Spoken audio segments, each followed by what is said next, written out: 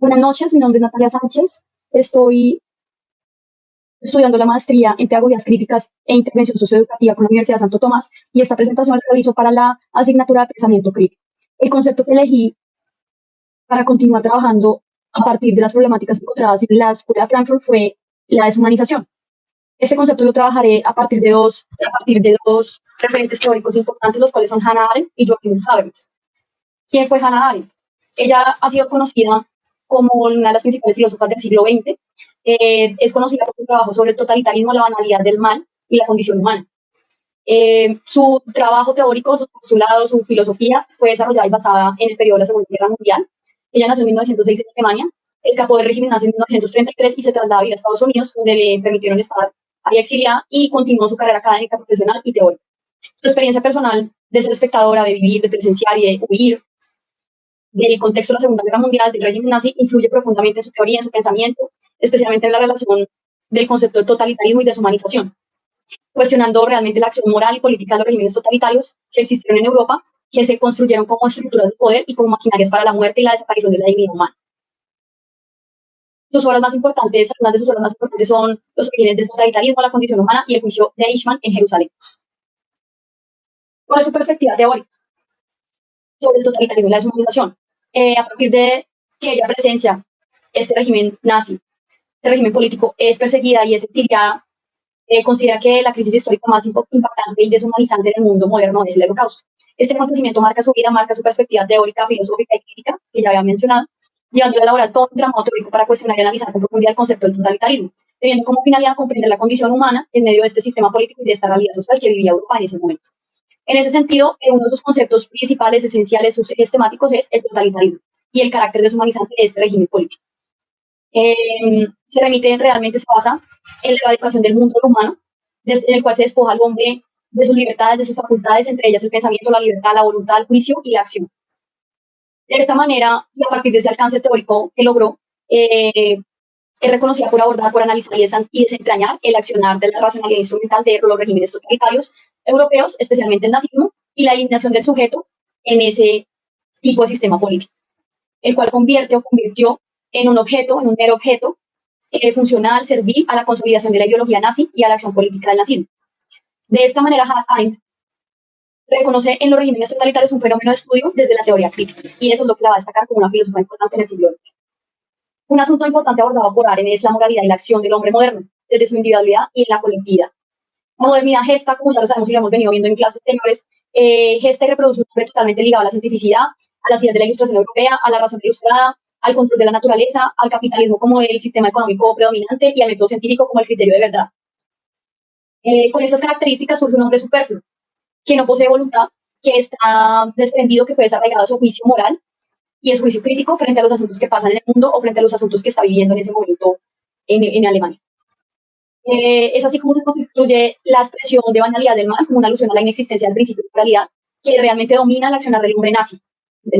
Su voluntad se reduce a la voluntad del sistema y la racionalidad instrumental del mismo. Es un hombre sin juicio moral, absolutamente desprendido de su conciencia política frente a sí mismo y frente a los otros.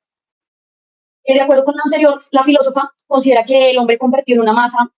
homogénea, servil al régimen totalitario, se ha invalidado y se haya anulado para hacer uso de su capacidad de pensar, de su capacidad de lenguaje, para criticar su propia acción moral y la del sistema político en el que está inmerso. De esta manera pierde lo que lo constituye humano, su esfera social, moral, privada, que es un pensamiento activo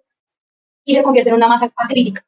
Lo anterior lleva al hombre a naturalizar y formalizar acciones incoherentes en el mundo social y dañinas, dando como resultado afianzar la banalidad de las acciones, es decir, la banalidad del mal.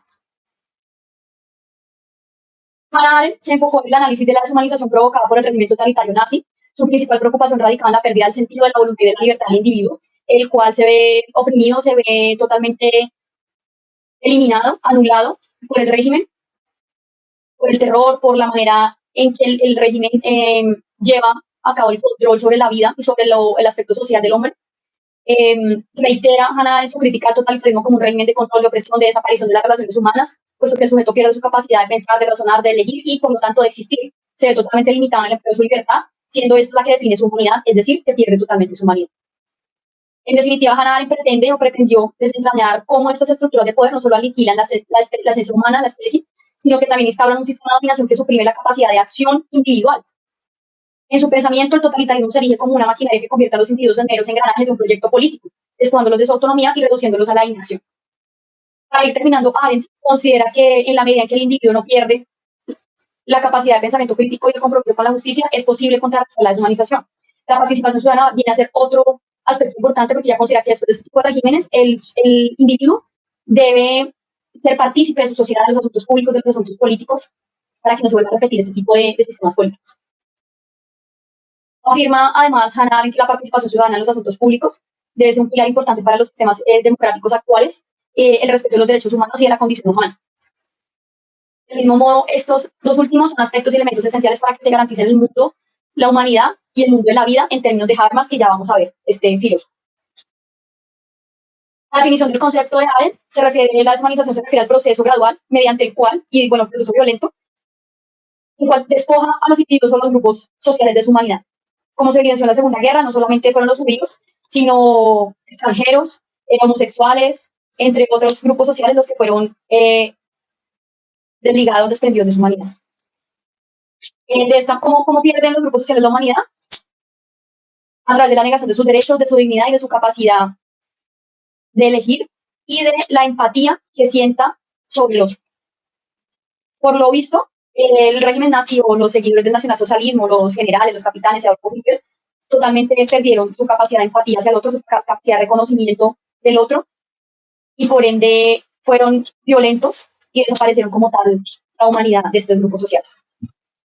En el contexto de Arendt, este concepto es fundamental para entender cómo los regímenes totalitarios deshumanizan a sus oponentes y a sus mismos habitantes, justificando así actos de violencia y opresión, porque no solamente deshumanizan al oprimido, sino a su seguidor. A ambos los convierten en masa y a ambos los convierten en un engranaje más, en una pieza más de toda su estructura y su sistema político. Este concepto desarrollado y analizado por esta filósofa afirma que el totalitarismo se basa en la destrucción de la vida pública y privada, se apoya en el racismo, en la xenofobia, en el antisemitismo, se apoya en la homogenización de la sociedad, elimina la individualidad y se destaca por la supremacía del Estado como un todo. El libro de Hannah Arendt, Los orígenes del totalitarismo, fue el primero que aportó una teoría completa y sistemática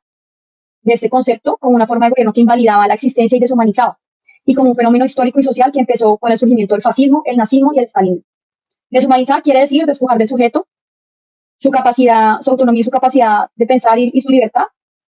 y lo convierte en un objeto de la ideología política, que lo oprime o a la que sigue. Por otro lado está Jürgen Habermas y su crítica a la razón instrumental en relación con la deshumanización. Este filósofo realmente no maneja, no define el concepto de deshumanización, pero se acerca a este a partir de su teoría de la acción comunicativa y su crítica a la modernidad. Es un filósofo y sociólogo alemán también, nacido en 1929, considerado una de las figuras más influyentes de la segunda generación de la Escuela de Frankfurt, el cual también a partir de esta teoría de la acción comunicativa emite críticas a la modernidad en la línea de los predecesores de la Escuela de Frankfurt. Cuestiona el uso instrumental de la racionalidad, la cual prioriza en el ser humano la eficiencia y el control sobre la naturaleza y las formas de vida. A este último concepto sobre las formas de vida, él lo llama la colonización del mundo de la vida. Lo que quiere decir que en el mundo de la vida es donde existe, donde se da, donde se presenta la interacción social. Y esta racionalidad instrumental lo coloniza. Y hace que se pierda el sentido del humano y el sentido de las relaciones humanas y sociales.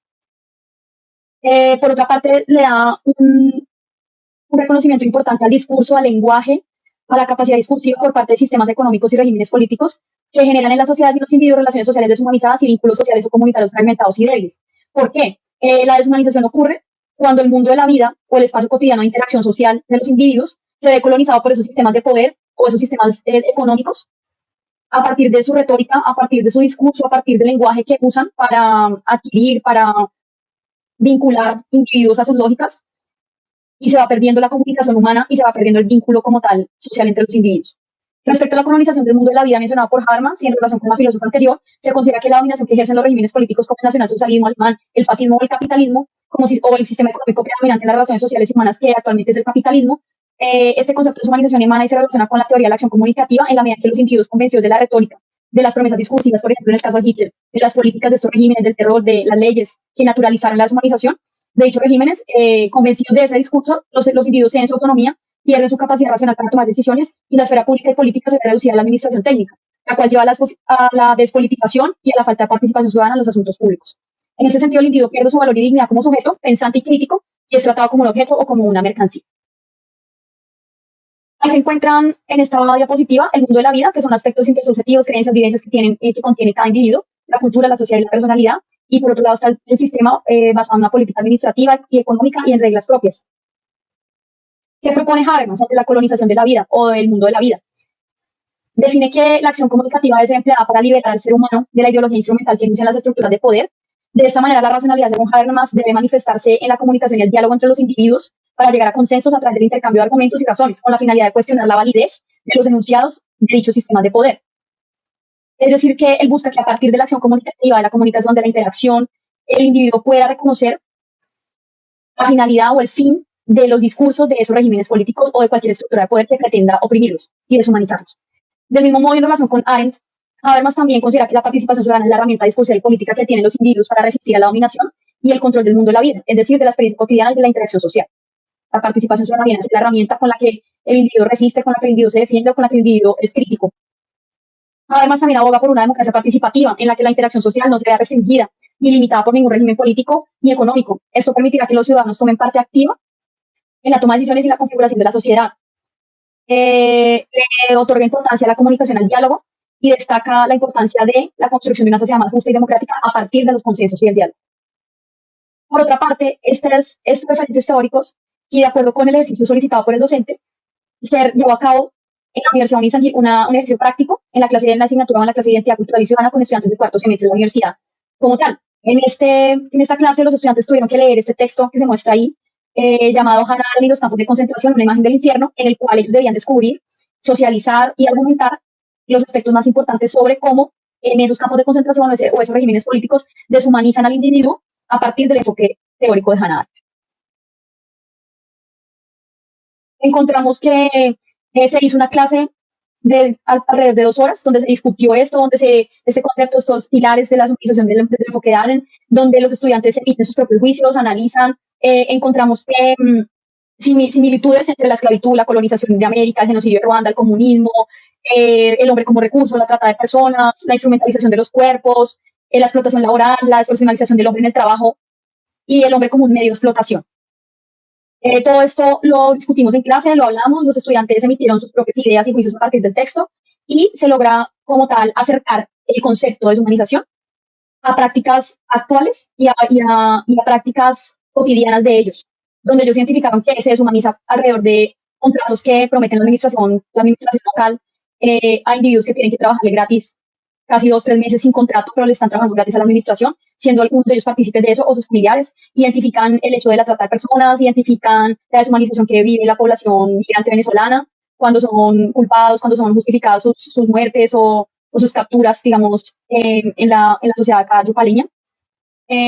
Por otro lado, cuando en la clínica, en las clínicas que hay acá, en los hospitales, se deshumaniza al individuo si no tiene como tal un sistema de salud, si son migrantes mucho más, entre otros aspectos y entre otras situaciones que ellos mismos lograron identificar y que fue llevando la discusión, que fue como tal analizando el concepto de deshumanización. Reconocieron también las guerras, las diferentes guerras que existen en el mundo, como Rusia y Ucrania, como guerras en el Medio Oriente de Israel y Palestina, el conflicto armado colombiano, entre otros episodios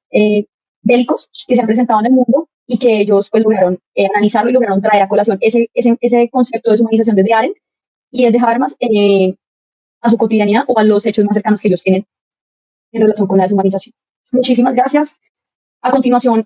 adjunto el video de la clase para que se vea el ejercicio. Muchas gracias.